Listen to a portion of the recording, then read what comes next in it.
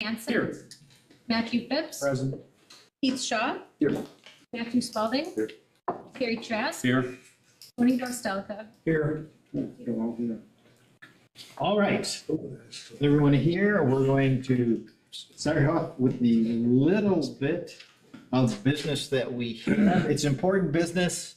So when I say little, I only mean by the number of things on the agenda, not the business itself, which is rather substantive.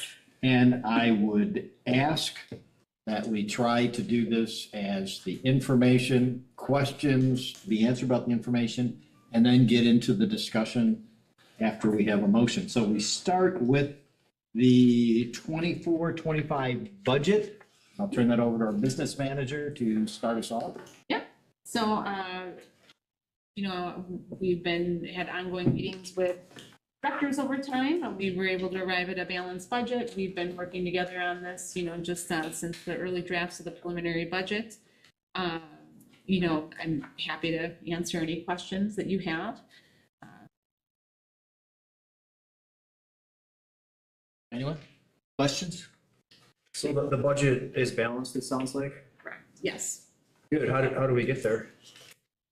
So the listing of the items at the bottom of the memo talks about there's a long list of adjustments that happen through there. So, many I covered in the draft 1 and 2 memos of the adjustments that were made, just to bring it down, each of the versions. A lot of it had, we reduced, especially in this last one, we were able to reduce some subcosts that were carried through. We reviewed our revenues. Interest income is pretty high at this point yet. And that's just one of those things that we wanted to kind of wait and see. And it's always, you don't want to bank on a lot of interest and then you come out wrong on that. So you have to be very cautious with that. We looked at some of our refunds on prior year expenses. So like E-rate refund always comes in late. That was a little higher. Had some other just minor adjustments to some of the staff and compensation budgets that were smaller in nature. Just other things with reviewing the budgets. We had some staff-wide apparel for district-wide that we were going to try to do. Those are the easy things to take off. We reviewed vacant positions a final time to look and see what we could make reductions we could make there. Payroll benefits. We have FICA Alternative as a program in the district, which we save overall on that. And so what happens is, depending upon the employee and how much they work, if they qualify for WRS, they end up are either in the FICA Alternative Program or WRS. And so we overall need to budget less for FICA and for WRS. And so I took another closer look and I was able to save a reasonable amount there as well. So we had some special education aids that we were going to lose originally because of some just licensing penalties, but that we were able to add that back into the budget. And then that was, there were just some little adjustments there. So, and then we eliminated the Fund 46 transfer. That was the largest one overall. Yeah. Any other? Yeah, we don't have any wiggle on this one at all, do we?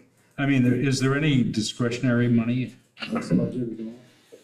We have, so typically in the budget, what we do is we put like a contingency fund, Okay. we have and it's $50,000 if we were, so if you think that's like two insurance, deductibles, like we'd have, something that we like a need for the district. And then if, that's usually one of our standard deductibles, we would have that, that's just good practice to have that there. So we were in the red by 132 to 889, right? And then the fund balance, to cover our, that's the fund balance provided the Correct. big league. And let me very quickly go over that by fund. So the 132,000 is a combination of the Get Kids Ahead money. We received that 2 fiscal years ago. So you have to take that out of your fund balance because you're not going to receive that as a revenue. We're obligated to finish expending that. And then there's $13,000 in common school funds. And But so that that's has to be spent down as well. correct. Yeah. And we're actually the most spent down on common school funds than we have been in a long time. I mean, I want to say we had Okay. 150 to 200,000 that we were $200,000 last year. I can't remember the exact Oh, yeah, amount. we did too, yeah. We were like 260,000 into fund balance last year, and that was Get Kids Ahead, plus that was some common school funds, so. Actually, it was probably more like 70,000 now that I think about it. So that's where, we've spent it down overall compared to where we've been other years. I just have one more question. Yeah, please. Can you explain why the voucher stuff has gone up so high? I mean, it just keeps going and going and going. Why, what policy is, or, program that the state government has that makes that happen? Well, I wouldn't be able to speak directly to individual family choices, of course, but. Yeah, of course not. So I don't, a lot of that I can't explain, but, right now, what happens is we can go up, our count every year, now they can go up to 9% this year. So it was set to go up 1% every year over a period of 10 years. And so now we're at the 9% mark. So what they take is your aided membership from the previous year and say, you can have a count of up to 9%. And so we've actually maxed that out. And then we've also have 14 students that are on the waiting list to get vouchers. And someone was asking about that, and we don't know how the exchange of that is. Like, we pay for the vouchers out of aid adjustments throughout the year. I know. So it's not like we don't pay the private schools directly at all. Yeah. So, and how the waiting list works, I'm not sure. Well, if we reach the limit, 14 are out of luck, right? Or say that again? The 14 that are on the waiting list are out of luck, right? Unless somebody comes back. Oh, yeah, okay. Yeah. And if I can just, the other thing, when you look at the total revenues and expenditures for all funds, Lee and I were talking about this today, just to keep in mind, the $132,000 into fund balance, $1,000 into fund balance is just for Fund 10.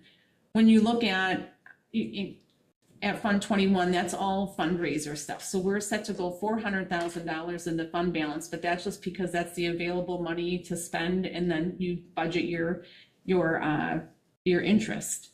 Fund 27 is even. It looks like we had a rounding, must be a rounding. There's a dollar there, but there would never be a dollar at the end of the day. Capital projects fund is 3.6 million into fund balance, because we're not making that $400,000 transfer, and we have money in the bank there. So that's where it essentially ends up looking like you're taking out a fund balance, and you truly are, but that's just how that fund works. And then the same for food service is about $100,000. So it looks like, oh my gosh, we're taking a lot out of fund balance, but it's not really hitting our main operations. Want to make sure that's clear. Yes. So on that voucher topic, Yes. the last time that we talked about that, if I understood it right, if a student does take a voucher outside the district, isn't that a net positive cash flow impact for the district? Because we keep the delta between what this other school would actually get and what the state sends us? It impacts the aid more than anything. So we benefit from the aid, but the only one who really benefits is the taxpayer, essentially, because of your balance between aid and levy. So it's not like we get, when all the aids are settled out for vouchers, it's not like we get money in the bank for, each year. It's just the following year when it's aided, we'll get more aid because we're aided on the previous year's vouchers, and that lowers your tax levy. So is the cash flow impact to the district positive or neutral? Neutral, really, because it's all within not in the budget, it's not a direct revenue. So it just happens, it impacts your balance between revenue, or between your aid and your levy. So what changed since we last talked about this? Well, it's always been a net positive on the aid. That's where the impact truly is. So I know we've talked about that, and I thought about that a little more, and just that it really does only impact that balance between that. We get more aid, so it's kind of like you get more money in a way, but it's not like we record it as an actual receipt. Right, and maybe I'm overcomplicating it, but maybe I'll explain it a different way. So if the district, let's just say we get 12,000 per pupil, right, or whatever it is, right?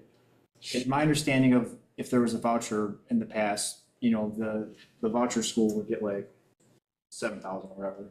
And then we would get the rest, the 5,000, whatever's left over. Is that true, or is that? So for I think you're thinking a little bit more about open enrollments. So for open enrollment, we have, let's say we get $11,325 per student this year, okay? $8,900 we're going to pay out to another district, so we get to keep that difference there Okay, for open enrollment. For vouchers, it's incorporated into the revenue limit, but it's included as a revenue through aid, and it's expensed, but at the end of the day, it's not, there's no money transfer within that we get based on the number of students or anything direct in the budget. okay. So I'm still just trying to wrap my head around this. So it sounds like it's a cap for the district. It's, yeah, obviously we want as many students as possible going here, but if someone chooses to take the voucher program, is that hurting the district as far as the overall financial element? It impacts the tax levy most of all. Yeah. And the benefit per se that many would argue and is a truth to it is that your membership, your aided membership, the amount goes higher.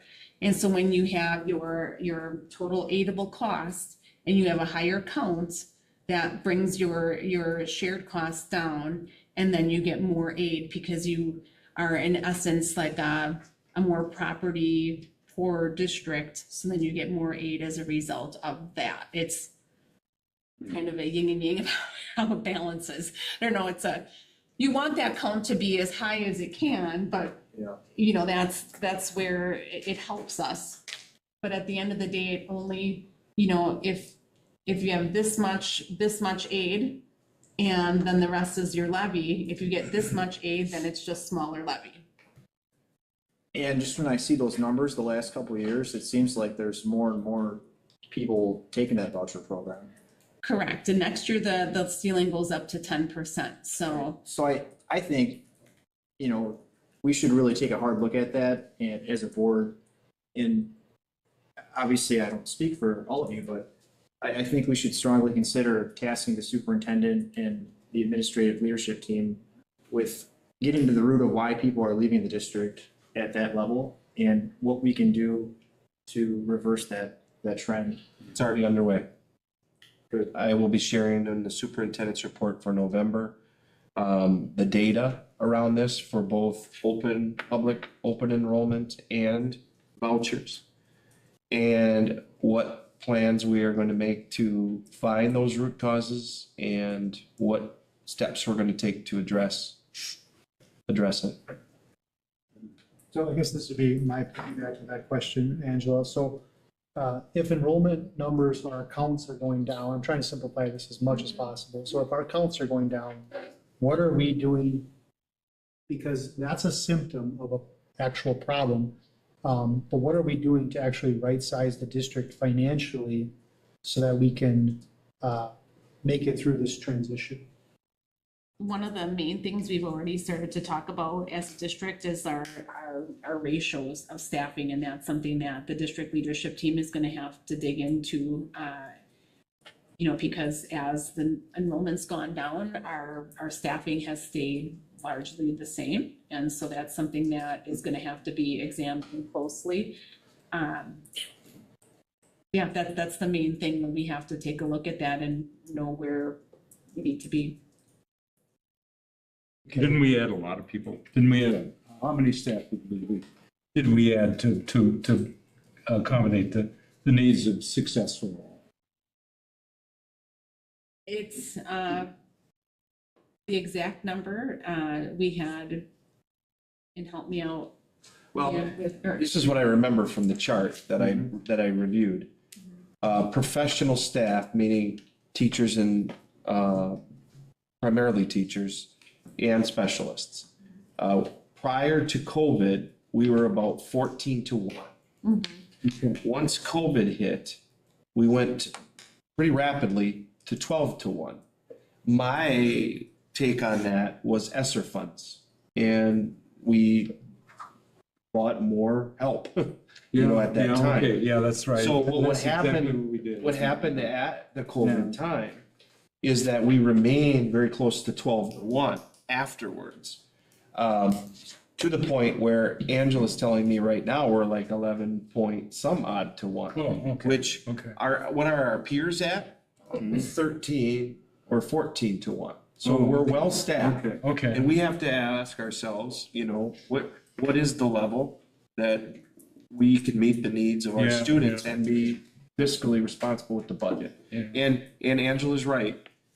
We've seen the drop of some kids and it didn't equate to a drop in staffing. Yeah, right. And that's why this, frankly, in my opinion, that's why this budget's tough. Yeah, okay, yeah, okay. And we worked hard through the ESSER funding, like the last year of ESSER funds, we had like part of, like one nurse was on ESSER. Like we really worked to taper that off and plan on a taper of staffing through the operational referendum, projecting, you know, that we did that very intentionally.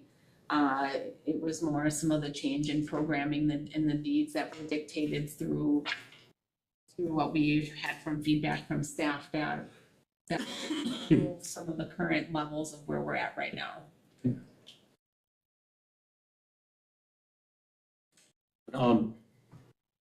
Just a comment to Carrie's question, we additionally hired 8 people as coaches. Yeah. Correct. Which is about $900,000+, which is big on a budget for SFA. For SFA.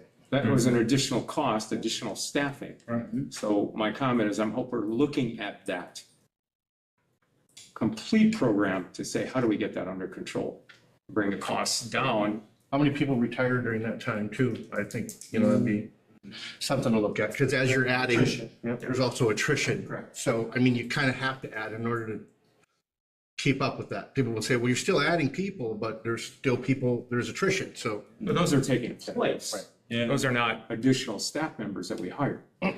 Right. No, I agree. Yeah, my question on the budget is, if everything's balanced, there's no tax increase for the taxpayers of the district, correct? Oh, there is, isn't there? So what, okay, so what is the tax? 10% increase without the vouchers, it's 3% higher with the voucher Yeah. portion. So we're still having a 10% increase. Correct.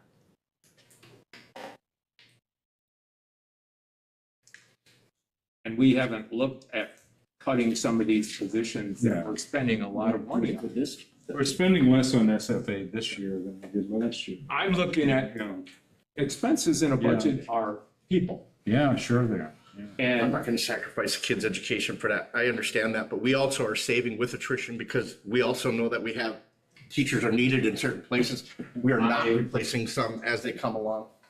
I am not sacrificing kids. I'm looking at a program that did not get us any better scores than other schools on the last exam, the forward exam across the state of Wisconsin.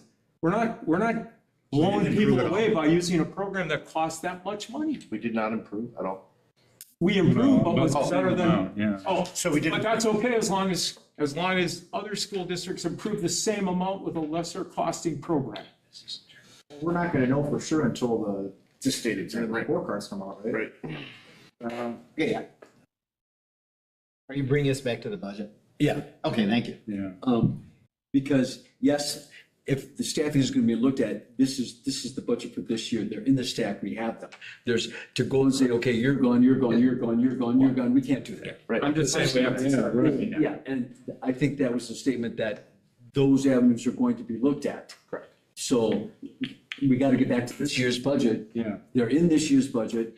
There's nothing we can do. The staffing is there and we're staffing and we're doing it appropriate for kids. It's this year's budget. And when we look at what we're gonna do next year, then these other things can all come into focus. But right now, it's this year's budget. So just so I understand the numbers here, the dollar amount that you're asking us to approve, is it the 106 or is it the 103? Or what is it? Well, standardly, you would approve your general operations budget and your total budget all funds. That's how we handled it in the past. I mean, the main, yeah. So that, would that be so the all revenues, 102,2848. yeah, so that's basically the 106 minus what we're pulling out of fund balance, that 4.2, is that right? Correct. Okay. And that's the fund balances of all of the, like, each fund has its own Right. fund balance, so. And then just Bucket. for the people here that aren't versed in school finance, the total tax levy, 28.7 million, that's what the local taxpayers would pay, correct? Correct. And then the 73 million, that's from the state, is that right? And federal? Yeah. Yes. Yes. Yes, other sources. Hold on. If it's about the levy, I just want to caution everyone that the levy's coming. First, we approve the Yeah, budget, right, then we set the budget. levy. So I understand that they're related. So I'm happy for you to ask questions. I just want to make sure that we're not getting too bogged down in the levy until we get to that part. Okay, well, it's part of the budget, right? But you can't have the budget unless you approve the levy. Yeah, that's- of that amount. And, Well, it's chicken and and you egg, can't yeah. have a levy till you've approved a budget. Yeah. That's the reality. And I'm So not, the egg is the budget. Okay, I have no problem with you asking questions. I was concerned with answering things that took us too far down the levy road because you were asking them related to the budget document. Yeah. another question I had, Angela. What is the amount that we have in the budget now for building repairs and maintenance? It is the same amount carried through from last year. Okay. So the only difference with the buildings and grounds budget is that we, with the lease program, that amount that and it's really no difference because there would be money that would have been in the buildings and grounds budget to go towards vehicles in the previous year. So it's just now we're kind of putting a placeholder on that, so that's set moving forward to have a regular plan for vehicle replacement. So what is that amount? It's $1.2 million. And then there would be the money also in Fund 46, which in the budget, it's placed very generally at the 800 because we didn't have specific projects, except for the ones that were approved, like Lincoln cameras, some other ones, that's money that could be used for buildings and grounds projects as well. Is that a sustainable dollar amount to budget? Definitely not, no. And so the goal is to increase that anywhere from, kind of the goal would be about $500,000 a year until we get to a point, we were talking between $5-6 million that we'd want to be at. Yeah. So we're budgeting 1.2 in, if I'm hearing you right, we'd really like to be at 5 or 6. Correct. And then, even though we weren't able to put it in the general fund 10 operating budget, we were, because of how we ended last year, would have the money in Fund 46 that they'd be able to use.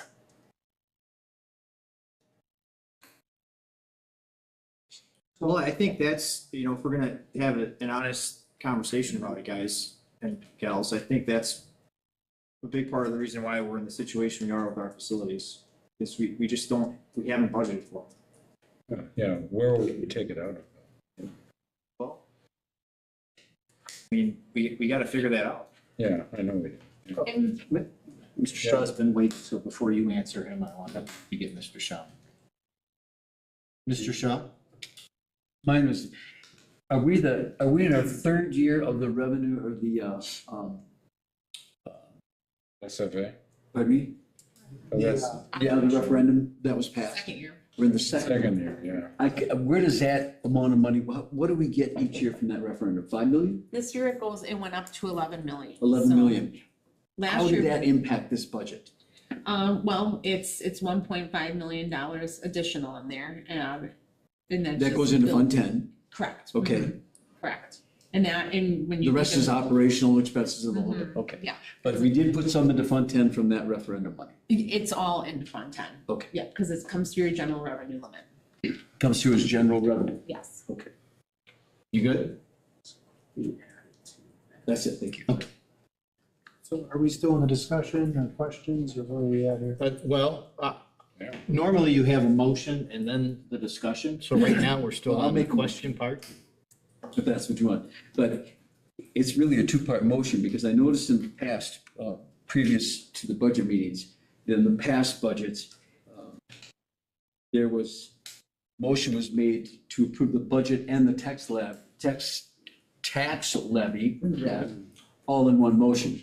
So if that is to stay the procedure of the board, then, which would require a first and a second, then I'm gonna move that the budget and the tax levy agenda be moved into one motion.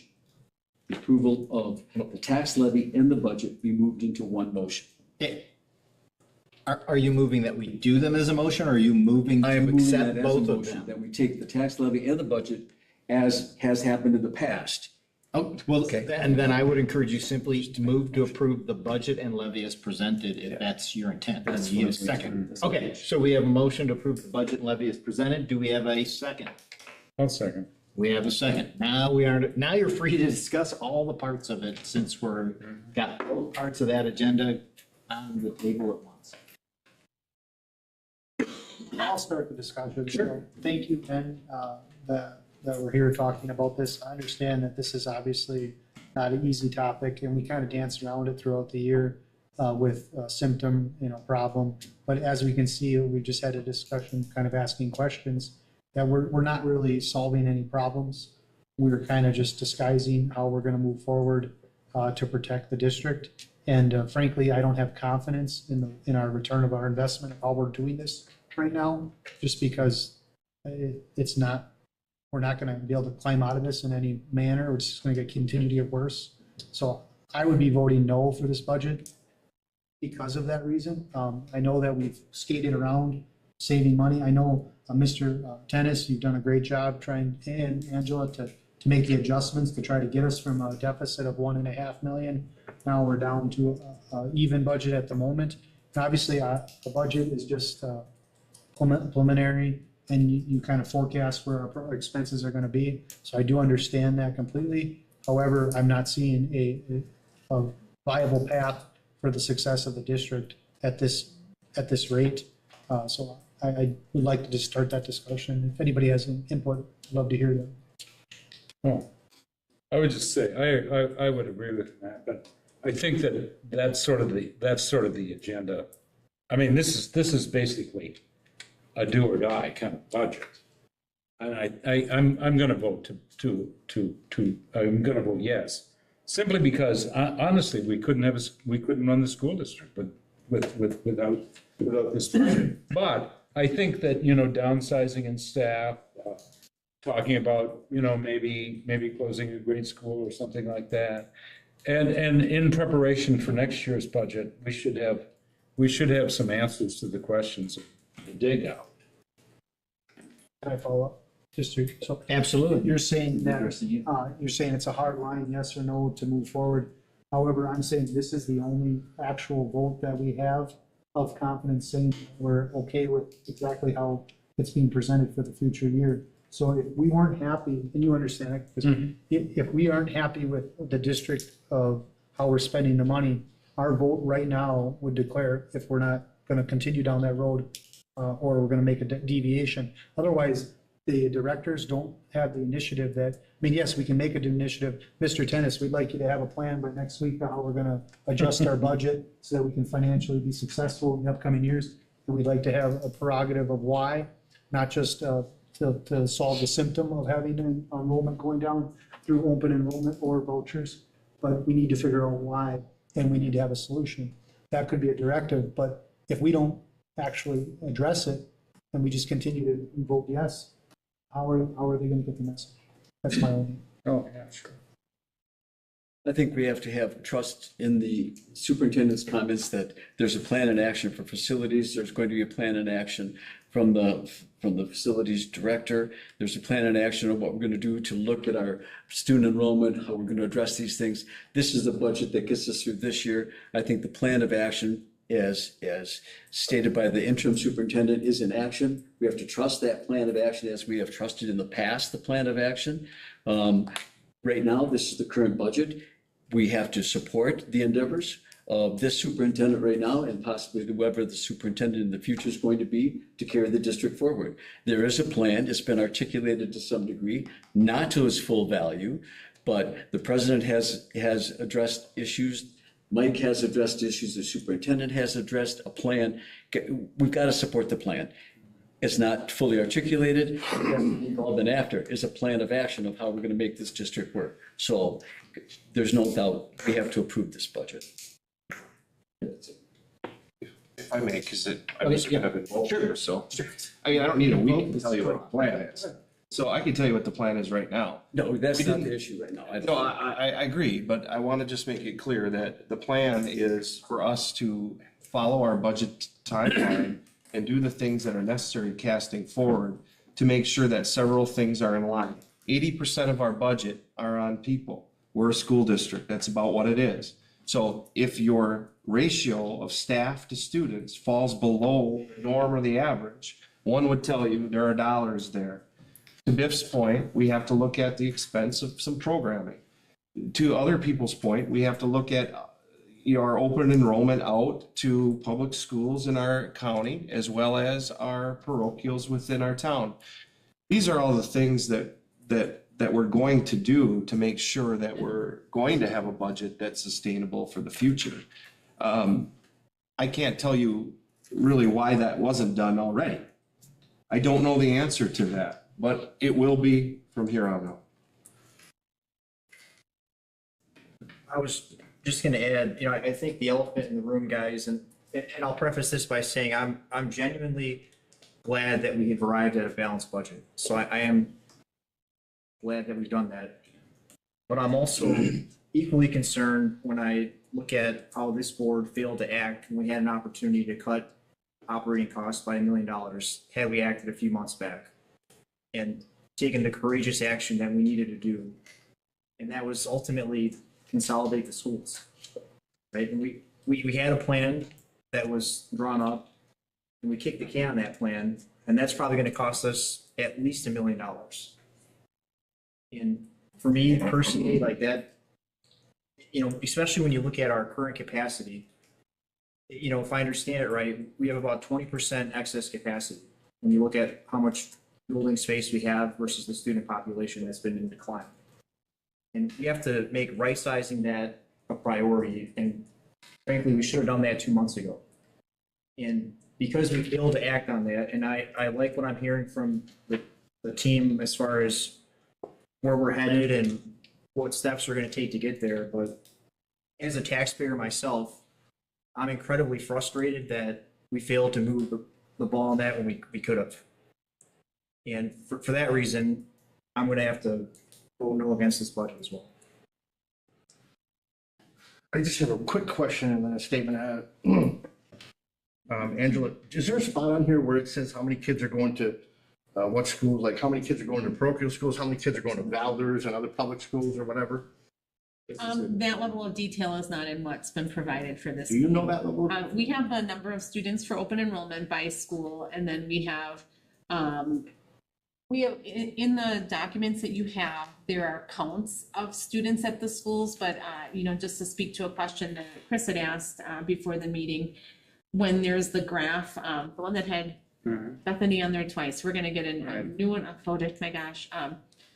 That represents all of the amount of voucher revenue that those schools receive. So it's like 6.5 million total, but our vouchers are 5.1. So if you look at a count for Bethany, for example, or Lutheran High, you're gonna see students from potentially Valders, Mishicot, River. Sure, right. So we do what's called, we do accounts from the parochial schools once a year for title funding and that kind of stuff. So we have some estimation there, but it's hard to know like how many exactly are on vouchers and that kind of stuff. It's not like our open enrollment information is much more available. And I can answer that to specificity. You want numbers. To the parochials, it's 435 students. Doesn't matter how many in each school, it's 435. Oh, okay. Here are our top districts going out in open enrollment. We have 123 to Valders. We have 98 or so to Two Rivers and 55 or so to Mishicot are our top 3 outs. So would you say it's about 50-50 or close to it?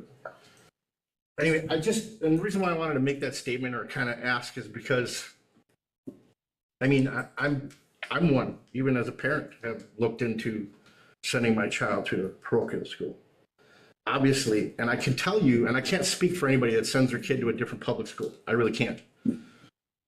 But at least half or around half of our students that are going somewhere else, it's not because of the education. We got some of the best education, I think, here. The opportunities that public school gives you far outweighs any parochial school or even any other public school in this area, if you ask my opinion. We give our students so much. The only reason and I can tell you 99.9% of the people that send their kids to parochial school is because we're doing things in the classroom that do not follow our values. That is one of the reasons, or the only reason, as to why I would ever send my child somewhere else. And that's just something I think as a board, you can accept it. You can say, nah, that's crap, but it's fact. It is fact, and I'm telling you right now, that's how at least 50% of our vouchers or open enrollment feel. You want to change that or change the direction? We need to change the direction of the way we're doing things inside the school. There are certain things that people do not like. They will not allow their children to be around it, and they're going to send their kid to Manitowoc Lutheran or around Collie or wherever else. That's what I would do if I could afford it, but I make too much to be on any type of a voucher or anything like that. And I can't afford their tuition. So, but the point is, that's why they would do it. That's the only reason why they would do it. But like I said, I can't speak for any public education system. Well, the good news is we're going to survey all of them, and we'll have those results by probably the end of November, early December. So we'll know for sure. This is a hard vote for me. I don't understand the timeline of schools. I don't know how it's different from other government. I know that, example, in the county, we have to have our budget done by whenever the city decides what the levy is going to be. Okay? So that's usually the city puts that sometime in the middle of December. I think they do it. For some reason, we do it tonight.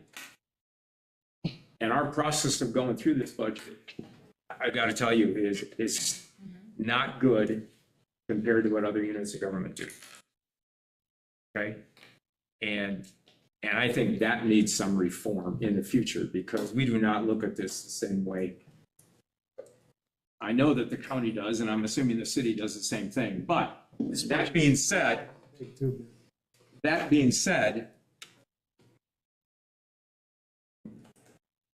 most schools in the state of Wisconsin are losing kids. Okay? Unless you're in Verona, unless you're in Hudson, if you're in the growing areas of the state, then your numbers are going up.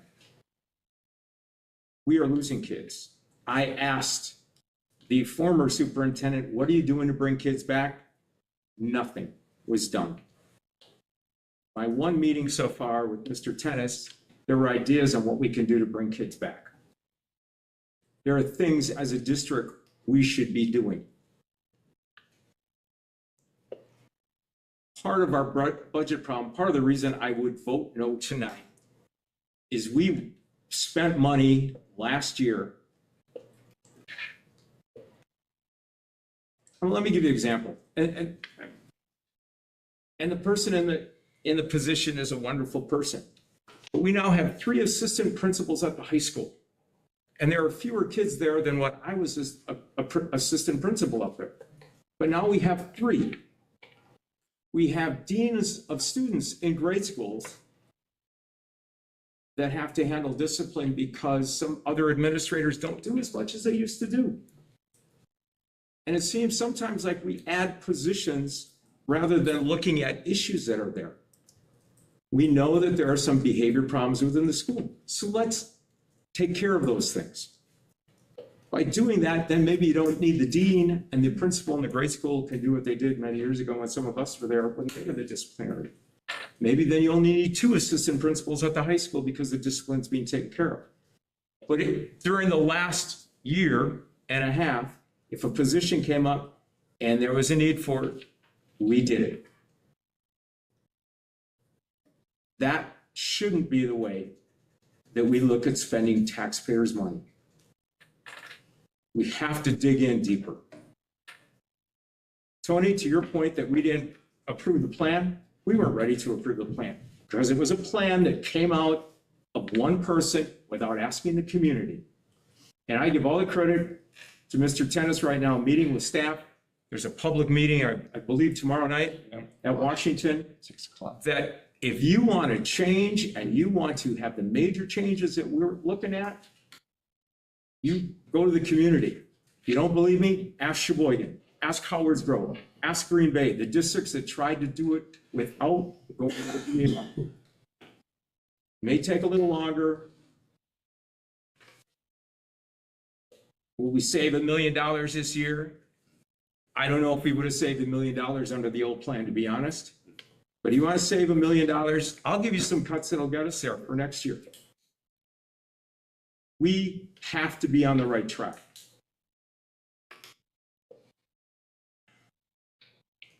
10%, 30% last year.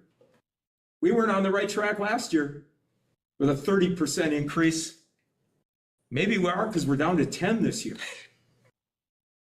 It's better.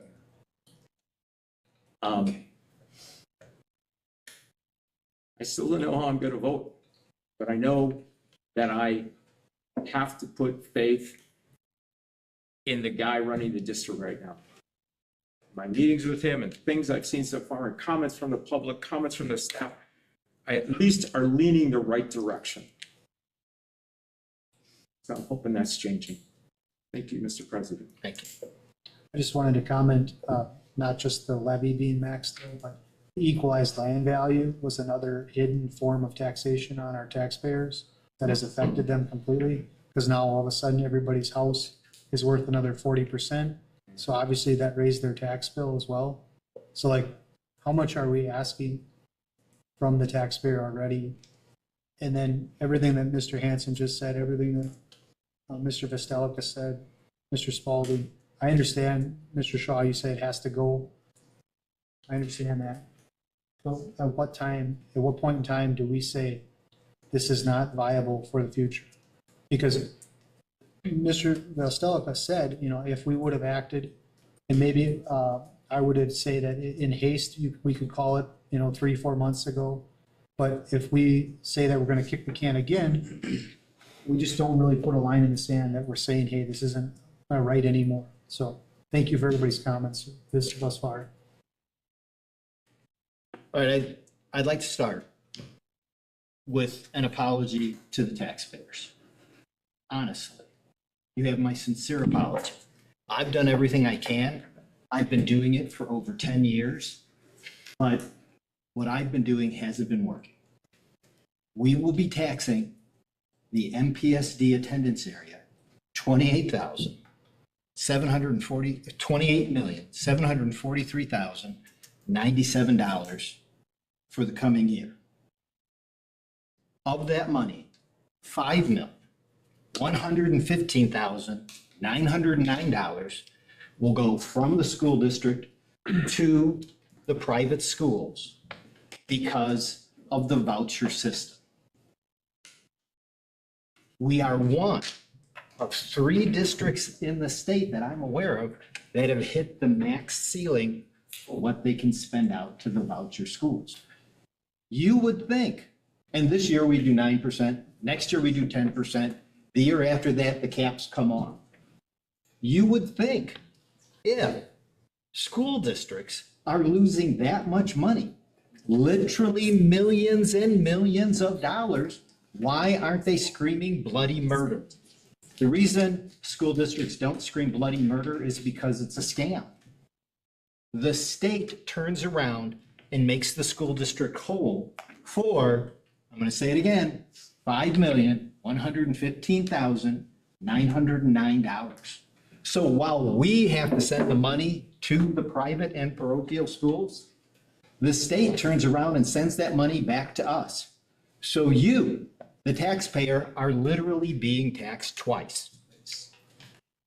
Twice. I remember my history, and there was a whole country started over a concern about taxation without representation. I don't know what those guys would have thought about double taxation without representation. I think it's egregious. However, I cannot use it as a reason not to pass this budget. I think it's a goofy system. I've been talking to legislators forever about this goofy system because it was promised to improve schools and it was promised to use market forces to make all schools better. There are no market forces. We send the money out, the state sends us the money back. It doesn't improve anything anywhere, and you can look around for the last decade and know that's a fact. That's all I really want to say on the vouchers in it. And I want to say to you is I'm sorry, but I can't change it. You can change it because you can contact your legislators who put this in place and continue to leave it in place.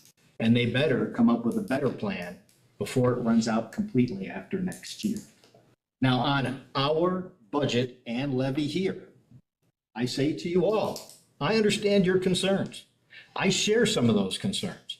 I have a little more faith about them perhaps than some of you do. I am confident that we will begin looking at right sizing with our staffing for next year, which will in fact affect the September through December part of this budget. But we have to project the budget with the staff we have now. The best way to build a budget is to hope for the best, but expect the worst. So I'll be supporting it. However, if you really have concerns, we've discussed the parts of this budget at facilities and finance meetings. So amend away. Sincerely, have at it. I understand it's not the same process that the county uses. I really understand it's not the same process that the city uses. We're here. I know you think there are things we should do. Amend. Amend away. I say that sincerely. So I'm going to open up the floor one more time if anybody wants to amend. I call the question on the motion. We have a call of the question. Do we have a second to the call? We do not have a second. I have a comment. Sure. One thing, Mr. Abel, thank you for your comments. However, the only thing I didn't hear from your comments is, or what I heard from your comments was that you were talking about the double taxation, but you were giving it from the perspective of yours, maybe personally, or you as a school. And I'm talking to you as the perspective of the parents of the students that do receive those voucher funds, and it has helped them greatly have the opportunity to go to school where they would like to because of the free market, that they weren't happy with the services that were being provided at their home school. So they entered the choice program and they are happy, and that money is following those parents and those students. So I just want to clarify, perspective is so important that we have to understand not just the school's perspective, but also the parents of the students. So, thank you. Sure. Just the last comment to add to what Matthew said. Very true. And to pull the opportunity away from them to go to a different school, like I had said before, as to why I would, or at least half of the people, because we're doing things in the classroom we don't want our kids to be around. So to just take that away from them and force them to deal with it is a dictatorship government. I don't believe in that at all. What we need to do is change what we're doing to make people want to come here and make it a priority, and not force them to, but make them to want to come here. That's why, in order to approving this budget says that I guess I'm in favor of the direction that we're going, and we're changing, and it's been changing over the last, I don't know, I'm gonna vote no for my own personal reason. I would agree with a lot of what you said, Chris. I think a lot of our problems stem from the state. I think the state is incompetent, not in all ways, but in many ways. And I think they cause a lot of the problems that we have to deal with down here. That being said, you know, when you look at the voucher program, I think it does create an accountability mechanism that perhaps could be improved.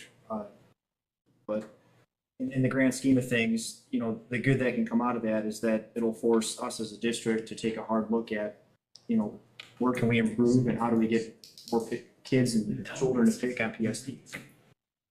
So I would like to thank our superintendent for taking the initiative on that, because that's a real opportunity that we can take advantage of. Can I move to call the question? I'll second. Second.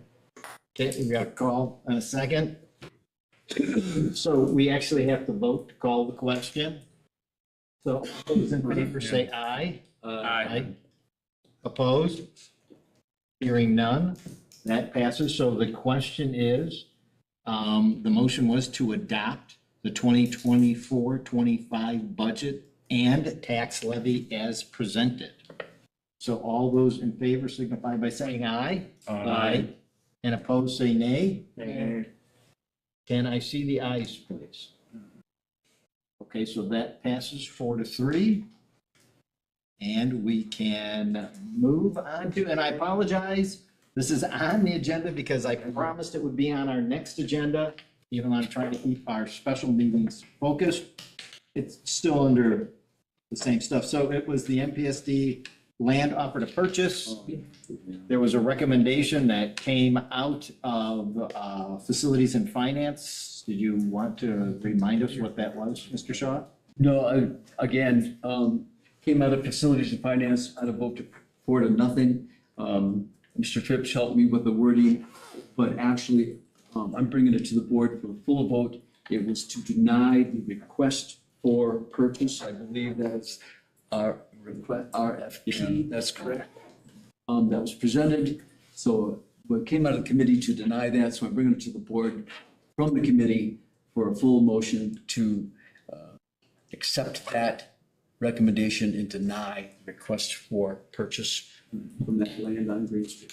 So that was a motion? That is motion. I'll second open for discussion really quick. Okay, so everybody's clear. The motion was to accept the recommendation, which is to deny the request. That's right. It's circuitous. I want to make sure we're all together. Thank you. That's probably the way I said it. Is this a house here? Huh? There's a house? No, there's no. There's no, it's a vacant land. It's just a vacant. Oh, okay. It looks like this. All right.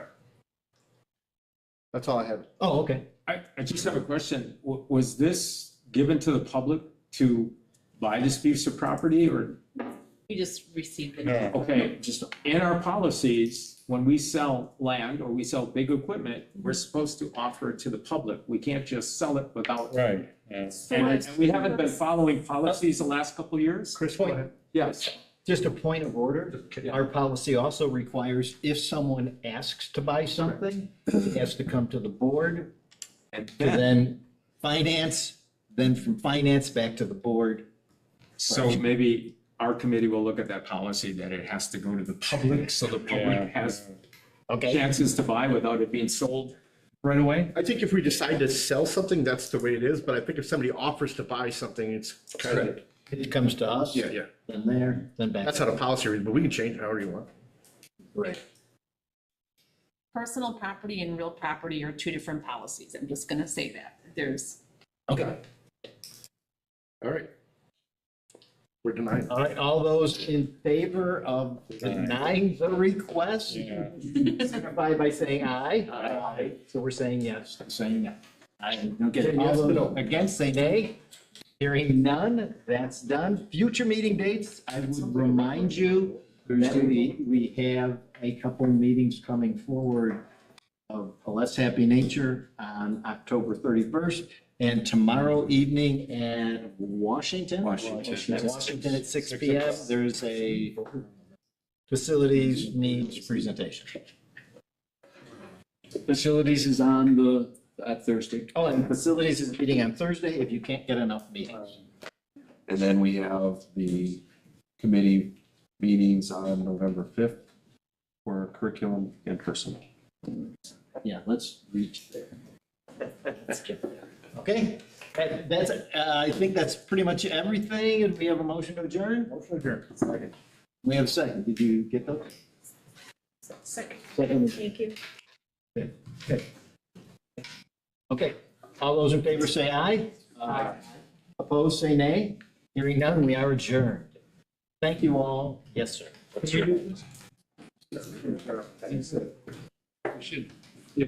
Could we submit this?